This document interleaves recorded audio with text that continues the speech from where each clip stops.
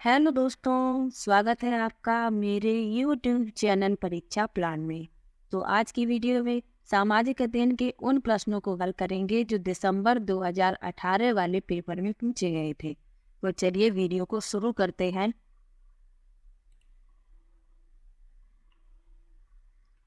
तो पहला प्रश्न है, वात दिक्दर्शी का प्रयोग क्या मापने के लिए किया जाता है? पहला विकल्प है वायु वेग, दूसरा है वायु दाब, तीसरा है वायु दिशा और चौथा है वायु तापमान।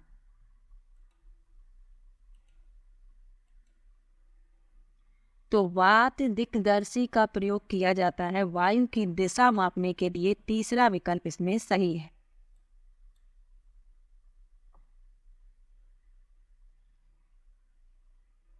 अब वायु वेग किससे नापते हैं ये भी जान लीजिए।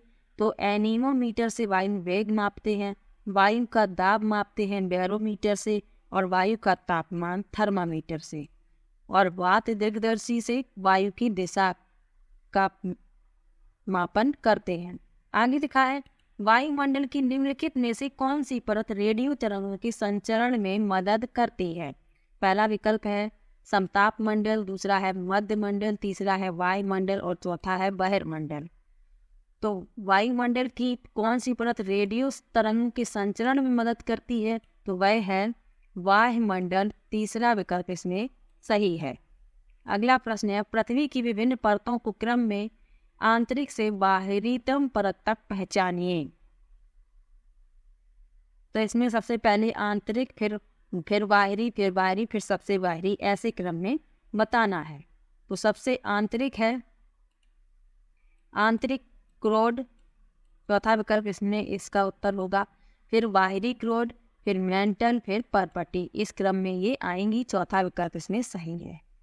अगला प्रश्न है, दिए गए आरेख में सूर्य, चंद्रमा और पृथ्वी की स्थिति को ध्यान से देखिए और बताइए कि यह क्या दर्शाता है। पहला विकल्प है सूर्य ग्रहण, दूसरा है चंद्र ग्रहण, तीसरा है वृहत ज्वार भाटा और चौथा है लघु ज्वार भाटा। तो इसमें चौथा विकल्प सही है, लघु ज्वार भाटा। अगला प्रश्न है, जब नदी मैदान में प्रवेश करती है तो यह मुड़ जाती है और बड़े मोड़ बनाकर बहती है, जो कहलाता है? पहला है तटबंध, दूसरा है बाढ़ का मैदान, तीसरा है विसर्प और चौथा है चाप झील। तो इस प्रश्न के लिए तीसरा विकल्प सही है, विसर्प। अगला प्रश्न है, अधिकांश दुर्गम क्षेत्रों में और आपदाओं के समय लोगों को बचाने और भोजन, जल, कपड़े एवं दवाओं को वितरित करने के लिए यातायात का कौन सा साधन बेहद उपयोगी है? पहला है वायु मार्ग, दूसरा है रेल मार्ग, तीसरा है सड़क मार्ग और चौथा है जल मार्ग। तो इस प्रश्न के लिए पहला विकल्प सही है, वायु मार्ग।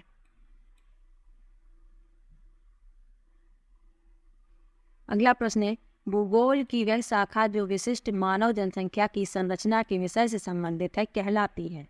पहला विकल्प है नगरीय भूगोल, दूसरा है जैव भूगोल, तीसरा है जनसांख्यिकी और चौथा है मानव भूगोल। तो प्रश्न में क्या कहा गया है? जो विशिष्ट मानव जनसंख्या की संरचना के विषय से संबंधित है। तीसरा विकल्प इसमें सही है, जनसांख्यिकी। अगला प्रश्न है, अभिकथन और कारण दिए गए हैं और लिखा है दिए गए विकल्पों में से सही विकल्प का चयन कीजिए। तो चलिए पहले अभिकथन पढ़ते हैं। लिखा है, सूर्य गुजरात में अरुणाचल प्रदेश से लगभग 2 घंटे बाद अस्त होता है। कारण लिखा है, अरुणाचल प्रदेश गुजरात की तुलना में उच्च अक्षांश पर स्थित है।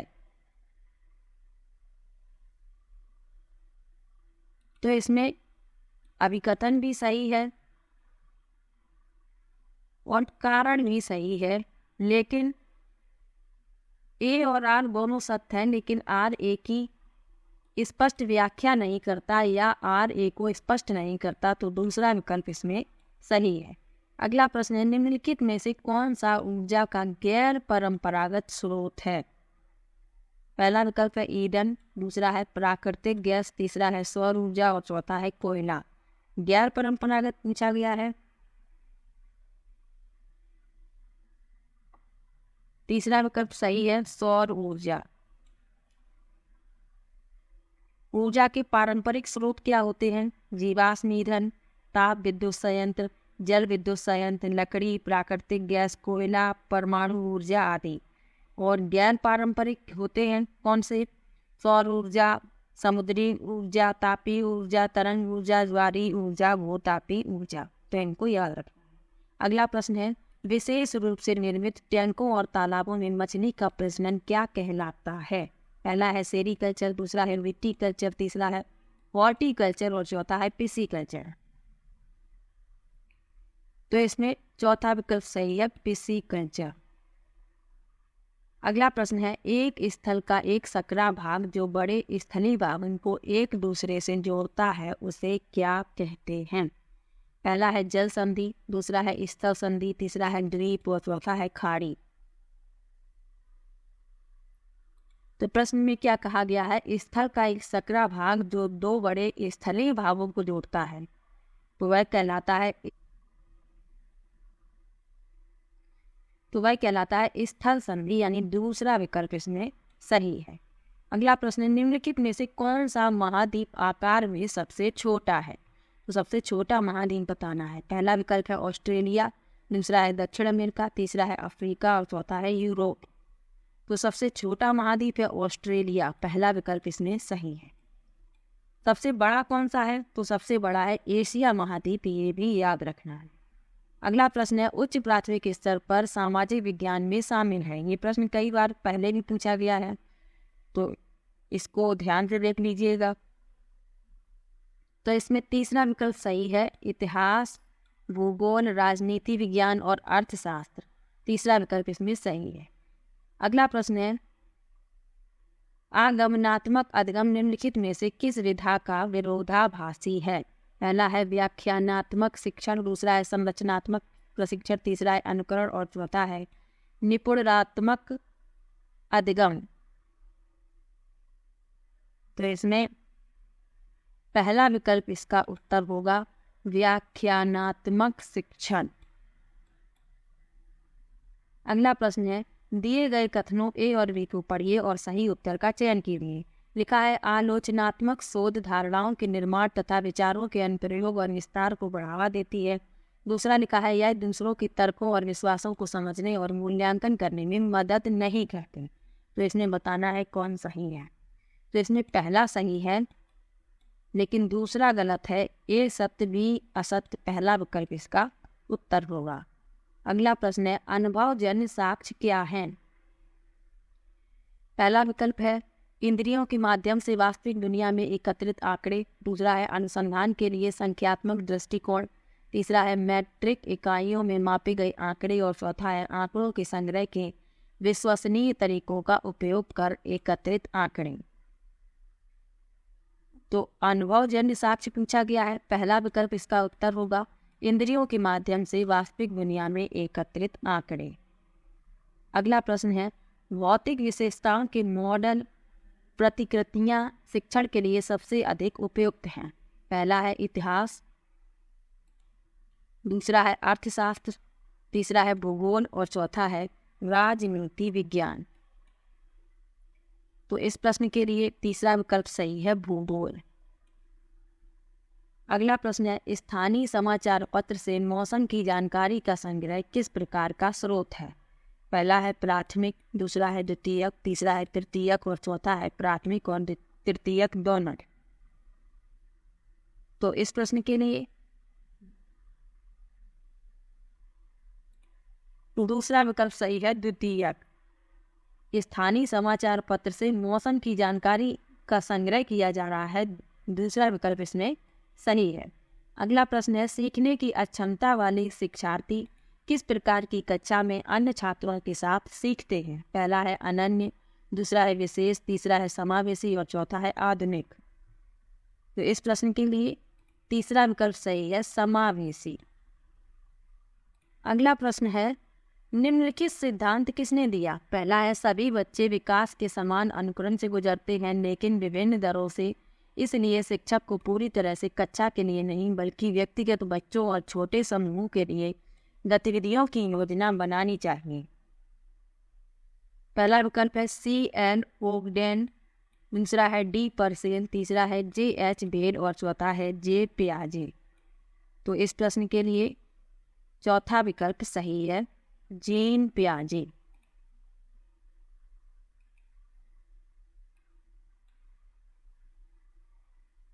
अगला प्रश्न है, कक्षा में सहकारी शिक्षा को बढ़ावा देने के लिए एक शिक्षक को चाहिए। पहला है छात्रों को बहस और चर्चाओं में लगाएं, दूसरा है उन्हें व्यक्तिगत परियोजनाएं दें, तीसरा है काम के लिए कक्षा को छोटे समूहों में विभाजित करें और चौथा है परियोजना को कम करने के लिए उन्हें विभिन्न स्रोत प्रदान करें। तो इस प्रश्न के लिए पहला उत्तर इसका होगा छात्रों को बहस और चर्चाओं में लगाएं। अगला प्रश्न है, एक आत्मनिर्देशित आत्म अनुशासित सोच जो उचित तरीके से गुणवत्ता के उच्चतम स्तर पर तर्क करने का प्रयास करती है उसे कहते हैं। आलोचनात्मक सोच, दूसरा है जटिल सोच, तीसरा है बुद्धिमान सोच और चौथा है अमूर्त सोच। तो इस प्रश्न के लिए पहला विकल्प सही है, आलोचनात्मक सोच, क्रिटिकल थिंकिंग। अगला प्रश्न है, अजंता गुफा चित्रों में इस्तेमाल किए गए रंग निम्नलिखित में से किस सामग्री से प्राप्त किए गए हैं। पहला है पशु अंगों के अवशेष, दूसरा है ग्रेफाइट, तीसरा है पौधों और खनिज और चौथा है स्लेट। तो इस प्रश्न के लिए तीसरा विकल्प सही है, पौधों और खनिज। अगला प्रश्न है, सबसे पुरानी पांडुलिपियां पर लिखी गई थीं। पहला है ताड़पत्रों, दूसरा है पत्थरों, तीसरा है कागज और चौथा है लकड़ी। तो सबसे पुरानी पांडुलिपियां ताड़पत्रों पर लिखी गई थी, पहला विकल्प इसमें सही है। अगला प्रश्न है, मानव इतिहास में निम्नलिखित में से कौन सी अवधि सबसे लंबी है। पहला विकल्प है पुरा पाषाण काल, दूसरा है मध्य पाषाण काल, तीसरा है नव पाषाण काल और चौथा है महापाषाण काल। तो इस प्रश्न के लिए पहला विकल्प सही है, पुरा पाषाण काल। अगला प्रश्न है, दिए गए कथनों ए और बी को पढ़िए और सही उत्तर का चयन कीजिए। लिखा है मेहरगढ़ पाकिस्तान के मोलन दर्रे के पास एक उपजाऊ मैदान में स्थित है। दूसरा है यहाँ खेती और पशुपालन के साक्ष्य पाए जाते हैं। तो इसमें बताना है कौन सा सत्य है। तो इसमें ए भी सही है, बी भी सही है, यानी ए और बी दोनों सत्य हैं, चौथा विकल्प इसका सही है। अगला प्रश्न है, भारत के निम्नलिखित राज्यों में से किस राज्य में हड़प्पा के नगर सबसे बड़ी संख्या में मिले हैं। पहला है पंजाब, दूसरा है हरियाणा, तीसरा है गुजरात और चौथा है जम्मू और कश्मीर। तो इस प्रश्न के लिए तीसरा विकल्प सही है, गुजरात। अगला प्रश्न है, ऋग्वेद मूल रूप से निम्नलिखित में से किस भाषा में रची गई थी। पहला है ब्राह्मी, दूसरा है पाली, तीसरा है संस्कृत और चौथा है प्राकृत। तो इस प्रश्न के लिए तीसरा विकल्प सही है, संस्कृत।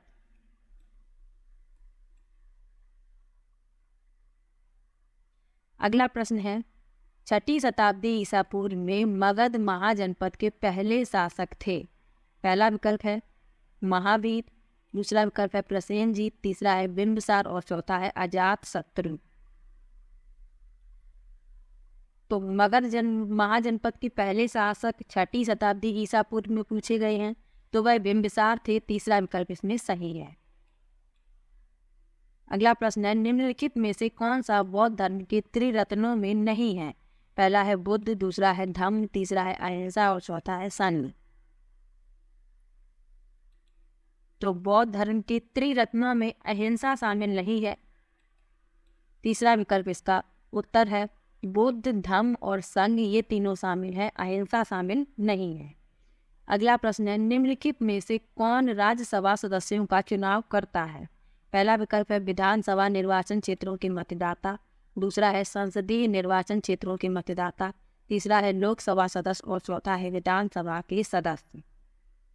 तो इस प्रश्न के लिए चौथा विकल्प सही है, विधानसभा के सदस्य जिन्हें विधायक कहते हैं, यही राज्यसभा के सदस्यों का चुनाव करते हैं।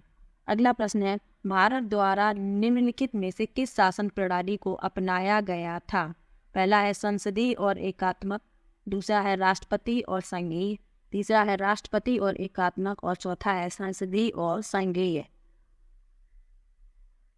तो भारत द्वारा संसदीय एवं संघीय शासन प्रणाली को अपनाया गया था। चौथा विकल्प इसमें सही है।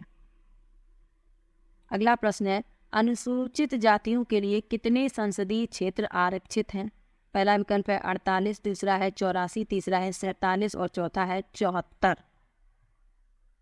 तो अनुसूचित जातियों के लिए 84 संसदीय निर्वाचन क्षेत्र आरक्षित हैं। दूसरा विकल्प इसमें सही है। अगला प्रश्न है, भारत में अस्पृश्यता प्रथा के कारण निम्नलिखित में से किस मौलिक अधिकार का उल्लंघन किया जाता है? पहला विकल्प है समानता का अधिकार, दूसरा है स्वतंत्रता का अधिकार, तीसरा है शोषण के विरुद्ध अधिकार और चौथा है संवैधानिक उपचारों का अधिकार। तो इस प्रश्न के लिए पहला विकल्प सही है, समानता का अधिकार। अगला प्रश्न है, भारत के संविधान के अनुसार निम्नलिखित में से कौन सा मौलिक अधिकार नहीं है? पहला विकल्प है शिक्षा का अधिकार, दूसरा है शोषण के विरुद्ध अधिकार, तीसरा है धर्म की आज़ादी का अधिकार और चौथा है संपत्ति का अधिकार। तो इस प्रश्न के लिए चौथा विकल्प सही है, संपत्ति का अधिकार। अगला प्रश्न है, अस्पृश्यता के आधार पर भेदभाव को संदर्भित करती है। पहला है शारीरिक विकलांगता, दूसरा है लिंग, तीसरा है जाति और चौथा है वर्ण। तो इस प्रश्न के लिए तीसरा विकल्प सही है, अस्पृश्यता जाति के आधार पर भेदभाव को संदर्भित करती है। अगला प्रश्न है, मुख्यमंत्री को कौन नियुक्त करता है? पहला विकल्प है राष्ट्रपति, दूसरा विकल्प है प्रधानमंत्री, तीसरा विकल्प है राज्यपाल और चौथा है उच्च न्यायालय के मुख्य न्यायाधीश। तो मुख्यमंत्री की नियुक्ति राज्यपाल करते हैं। तीसरा विकल्प इसमें सही है।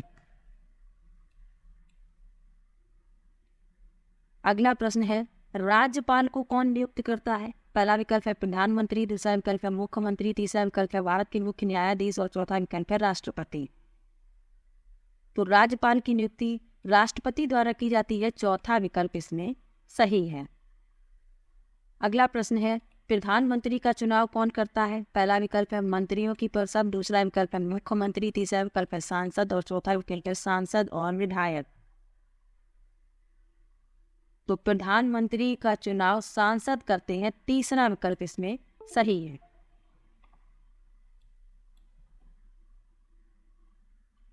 अगला प्रश्न है, निम्नलिखित में से किसको भारत का पहला नागरिक कहा जाता है? ये इम्पोर्टेंट प्रश्न है, कई बार पूछा गया है। पहला विकल्प है भारत के मुख्य न्यायाधीश, दूसरा विकल्प है गृह मंत्री, तीसरा विकल्प है राष्ट्रपति और चौथा विकल्प है प्रधानमंत्री। तो भारत का पहला नागरिक राष्ट्रपति को कहा जाता है। तीसरा विकल्प इसमें सही है। अगला प्रश्न है, निम्नलिखित में से किसको भारत में राज्य का पहला नागरिक कहा जाता है? पहला विकल्प है उच्च न्यायालय के मुख्य न्यायाधीश, दूसरा विकल्प है गृह मंत्री, तीसरा विकल्प है राज्यपाल और चौथा विकल्प है मुख्यमंत्री। तो राज्य का पहला नागरिक कौन होता है? राज्यपाल होते हैं। तीसरा विकल्प इसमें सही है। अगला प्रश्न है, कौन है?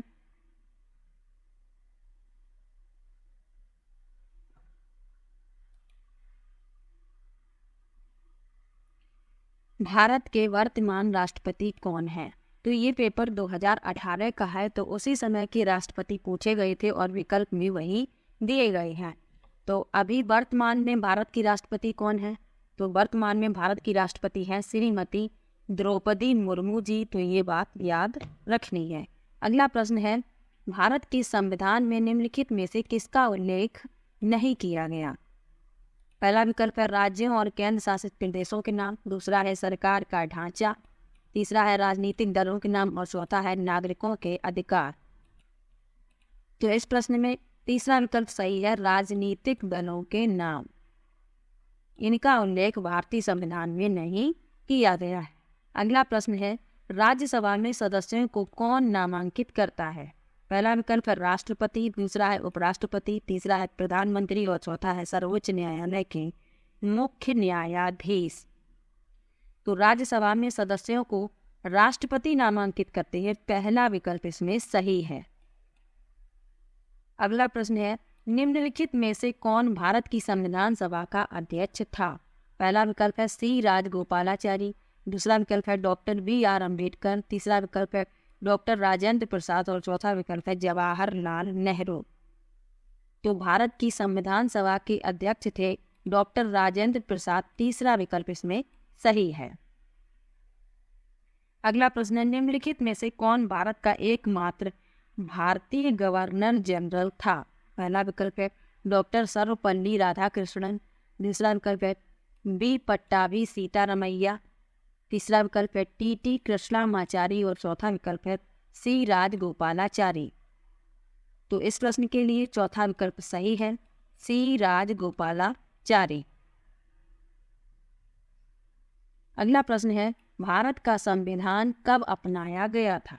पहला विकल्प है 15 अगस्त 1947, दूसरा विकल्प है 26 नवंबर 1947, तीसरा विकल्प है 26 नवंबर 1949 और चौथा विकल्प है 26 जनवरी 1950। तो प्रश्न को ध्यान से पढ़िए, कब अपनाया गया था पूछा गया है। तीसरा विकल्प सही होगा 26 नवंबर 1949। और लागू कब किया गया? 26 जनवरी 1950। अगला प्रश्न है, निम्नलिखित में से किसने भारत की रियासतों को एकीकृत करने में निर्णायक भूमिका निभाई है? पहला विकल्प है जवाहरलाल नेहरू, दूसरा विकल्प है सरदार वल्लभ भाई पटेल, तीसरा विकल्प है डॉक्टर BR अम्बेडकर और चौथा विकल्प है C राजगोपालाचारी। तो इस प्रश्न के लिए दूसरा विकल्प सही है, सरदार वल्लभ भाई पटेल। अगला प्रश्न है, निम्नलिखित में से कौन भारत के संविधान की समवर्ती सूची के मामलों में कार्य करता है? पहला विकल्प है केंद्र सरकार और राज्य सरकारें, दूसरा विकल्प है राज्य सरकारें और स्थानीय सरकारी निकाय, तीसरा विकल्प है केंद्र शासित प्रदेश और चौथा विकल्प है स्थानीय सरकारी निकाय। तो इस प्रश्न के लिए पहला विकल्प सही है, केंद्र सरकार और राज्य सरकारें। अगला प्रश्न है, निम्नलिखित में से कौन भारत की संविधान सभा में मसौदा समिति के अध्यक्ष थे? पहला विकल्प है C राजगोपालाचारी, दूसरा विकल्प है डॉक्टर BR अम्बेडकर, तीसरा विकल्प है डॉक्टर राजेंद्र प्रसाद और चौथा विकल्प है जवाहरलाल नेहरू। तो इस प्रश्न के लिए दूसरा विकल्प सही है, डॉक्टर BR अम्बेडकर। ये संविधान सभा में मसौदा समिति के अध्यक्ष थे। अगला प्रश्न है, 18वीं सदी में किसके नेतृत्व में बंगाल धीरे धीरे मुगल नियंत्रण से अलग हो गया? पहला विकल्प है मुर्शिद कुली खान, दूसरा विकल्प है नादिर शाह, तीसरा विकल्प है अली वर्दी खान और चौथा विकल्प है बुरहान उल मुल्क। तो इस प्रश्न के लिए पहला विकल्प सही है, मुर्शिद कुली खान। अगला प्रश्न है, निम्नलिखित में से किस गवर्नर जनरल ने फैसला किया कि बहादुर शाह जफर आखिरी मुगल सम्राट होंगे और उनकी मृत्यु के बाद किसी भी वंशज को शासक के रूप में पहचाना नहीं जाएगा? पहला विकल्प है लॉर्ड डलहौजी, दूसरा विकल्प है विलियम बेंटिक, तीसरा विकल्प है लॉर्ड कैनिंग और चौथा विकल्प है लॉर्ड कॉर्नवालिस।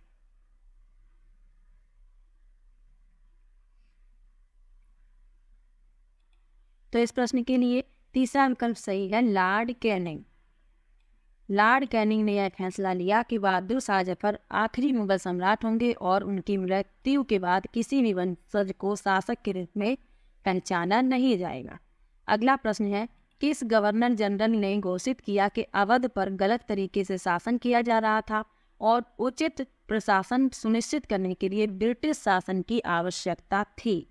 पहला विकल्प है लॉर्ड रिपन, दूसरा विकल्प है लॉर्ड कैनिंग, तीसरा विकल्प है लॉर्ड डलहौजी, चौथा विकल्प है लॉर्ड माउंटबेटन। तो इस प्रश्न के लिए तीसरा विकल्प सही है, लॉर्ड डलहौजी।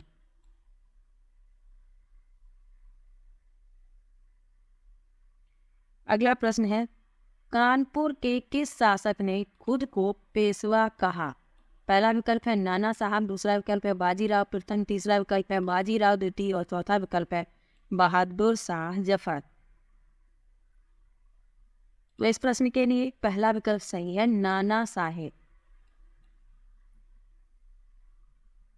अगला प्रश्न है, कारखाने के विषय में पढ़ाने के लिए सबसे उपयोगी विधि होगी? पहला विकल्प है एक कहानी सुनाना, दूसरा है किसी विशेषज्ञ को निमंत्रित करना, तीसरा है किसी औद्योगिक कारखाने की यात्रा आयोजित करना और चौथा है एक डॉक्यूमेंट्री फिल्म दिखाना। तो इस प्रश्न के लिए तीसरा विकल्प सही है, किसी औद्योगिक कारखाने की यात्रा आयोजित करना। अगला प्रश्न है, एडुसेट से क्या अभिप्राय है? पहला विकल्प है रॉकेट, जिसका उपयोग मानव निर्मित उपग्रहों को सूर्य की कक्षा में स्थापित करने के लिए किया जाता है। दूसरा है सौर मंडल में खोजा गया एक नया ग्रह। तीसरा है एक छोटे ग्रह जो मंगल और बृहस्पति की कक्षाओं के बीच पाया जाता है। और चौथा विकल्प है एक मानव निर्मित भारतीय उपग्रह।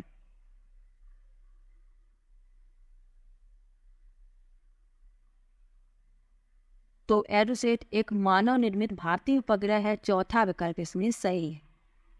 अगला प्रश्न है, पंचवाणी और बीजक में निम्नलिखित में से किस महान हस्ती के छंद और विचारों को संरक्षित किया गया है? पहला विकल्प है मीराबाई, दूसरा विकल्प है कबीर, तीसरा विकल्प है गुरु नानक और चौथा विकल्प है रविदास। तो इस प्रश्न के लिए दूसरा विकल्प सही है, कबीर। अगला प्रश्न है, एलोरा की गुफा का भित्ति चित्र जिसमें विष्णु को नरसिंह अर्थात पुरुष सिंह के रूप में दिखाया गया किस काल की कृति है? पहला विकल्प है गुर्जर प्रतिहार काल, दूसरा है राष्ट्रकूट काल, तीसरा है चालुक्य काल और चौथा है गुप्त काल। तो इस प्रश्न के लिए दूसरा विकल्प सही है, राष्ट्रकूट काल। अगला प्रश्न है, निम्नलिखित में से कौन सा संगठन उपनिषद में आस्था रखता है? पहला विकल्प है ब्रह्म समाज, दूसरा है रामकृष्ण मिशन, तीसरा है सत्य शोधक समाज और चौथा है सेवा समाज। तो इस प्रश्न के लिए पहला विकल्प सही है, ब्रह्म समाज। ब्रह्म समाज की स्थापना किसने की?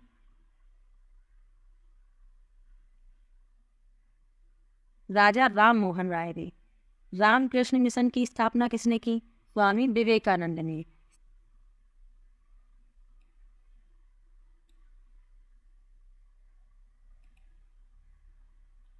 रामकृष्ण मिशन की स्थापना किसने की? स्वामी विवेकानंद ने। सत्य शोधक समाज की स्थापना किसने की? ज्योतिबा फुले ने। और सेवा समाज की रमाबाई रानाडे सेवा सदन की संस्थापक और अध्यक्ष थी। ये बातें भी याद रखनी है। तो आज की वीडियो में 2018 वाले पेपर को हल किया है जो दिसंबर 2018 में हुआ था।